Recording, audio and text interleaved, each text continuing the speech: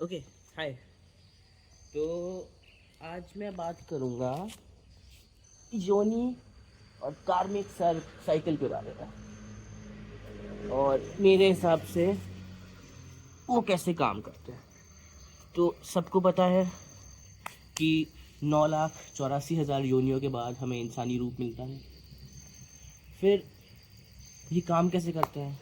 जैसे कि एक जीव है, एक बिल्ली है, ठीक है।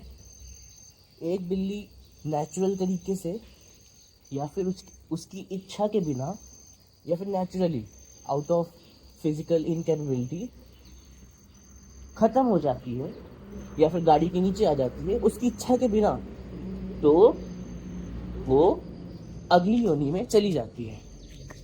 लेकिन अगर उस बिल्ली ने ज़बरदस्ती गाड़ी के आगे आके इस चीज़ को बूस्ट करने की कोशिश करी, तब वो उसी योनि में फंसेगी। वो फिर से बिल्ली का रूप लेके आएगी, बहुत टाइप की बिल्लियाँ होती हैं, और फिर से उस बिल्ली के रूप में आ जाएगी और उसको फिर से वो काम करना पड़ेगा और उसने खुद से ज़बरदस्ती किया है। तो आता है बात नेचुरल इकोसिस्टम का कि ये क्यों काम ऐसे करता है, क्यों शेर हिरन को खाता है। तो शेर उस योनि वाले मूवमेंट को इन्हेंस करता है, कैटलिस्ट की तरह काम करता है, उनको आज़ादी देता है उस रूप से जल्दी।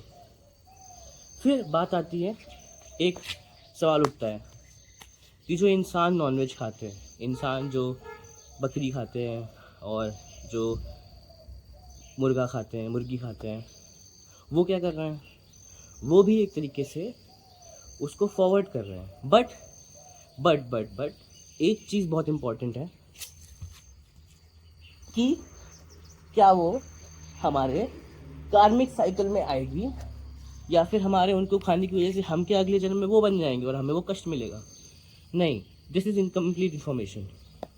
कंप्लीट ये होनी चाहिए कि हमारे उसको खाने की वजह से क्या उसको कष्ट मिला, उसका तुरंत गर्दन काट के उसको कष्ट के बिना झटके के साथ हटा दिया गया उस जीवन से, और फिर वो हमने खाया डायरेक्टली या इनडायरेक्टली, तब हमारे कार्मिक साइकिल पर उसका इफेक्ट नहीं पड़ेगा, हमें कोई कष्ट उस चीज़ से नहीं होगा।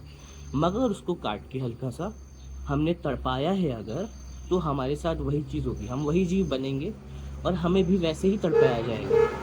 ऐसे काम करता है। तो नॉनवेज तब खाओ या फिर उतना खाओ जब तुम्हें पता हो कि उस जीव को डायरेक्टली या इनडायरेक्टली तड़पा के नहीं मारा गया। अगर तड़पा के मारा गया है तो तुम शेर थोड़ी हो। शेर तड़पा के मारता है, जो जीव खाता है किसी और जीव को वो वैसे करता है। हमारे पास ऑप्शन है, हमारे पास वो चेतना है, हमारे पास ऑप्शन है, हम फार्मिंग कर पाए, हम और चीज़ें खा पाए। लेकिन हम अगर वो चीज़ खा रहे हैं तो हमें पता होना चाहिए कि अगर हमने ढंग से वो चीज़ नहीं करी या फिर हमने कष्ट दे के वो चीज़ करी है तो उसका असर हमारे भी अगले पड़ाव में पड़ेगा। मतलब हम भी इंसानी रूप से बढ़कर किसी आगे वाली चीज़ पे नहीं जाएंगे, हम फिर से उस साइकिल में आ जाएंगे और उस जीव के लेवल पे पहुंच जाएंगे जिस जीव को हमने तड़पा के खाया, ठीक है। और लोग कहते हैं कि यार जो बुरा करते हैं लोग उनके साथ बुरा क्यों नहीं होता है? बुरा इसलिए नहीं होता है क्योंकि वो लोग अपने आप को बहुत बचा के रखते हैं। उनके मन में बहुत ये हो जाता है कि यार हमें कुछ हमारे साथ बुरा हो जाएगा, कुछ बुरा हो जाएगा, तो वही उनके साथ बुरा हो रहा है। उनका दिमाग बर्बाद हो रहा है, वो इन्जॉय नहीं कर पाएंगे उस पैसे को या फिर उस चीज़ को जो बुराई करके वो कर रहे हैं। तुम्हारे पास बहुत कम पैसा है लेकिन तुम उस चीज़ को एंजॉय करने की काबिलियत रखते हो अगर तुम अच्छा ही कर रहे हो। और जिसके पास बहुत पैसा है लेकिन अगर वो बुरा है तो वो बुरा ही होगा उसके साथ। पहले मेंटली होगा इस जन्म में जिस जन्म में वो है, फिर अगले जन्म में और उसके अगले जन्म में उसके साथ वो बुरा होगा जो उसने फिजिकली बुरा किया है। जो इमोशनली बुरा किया है वो उसका हिसाब इसी जन्म में हो जाएगा। तो हमें क्या करना चाहिए? अपने आप को देखना चाहिए, हम क्या कर रहे हैं। दूसरों को देखना नहीं चाहिए। हम कुछ अच्छा कर रहे हैं तो बस बहुत है, उससे ज़्यादा देखने की कोई ज़रूरत नहीं। तो बस आज के लिए इतना ही। Thank you, bye.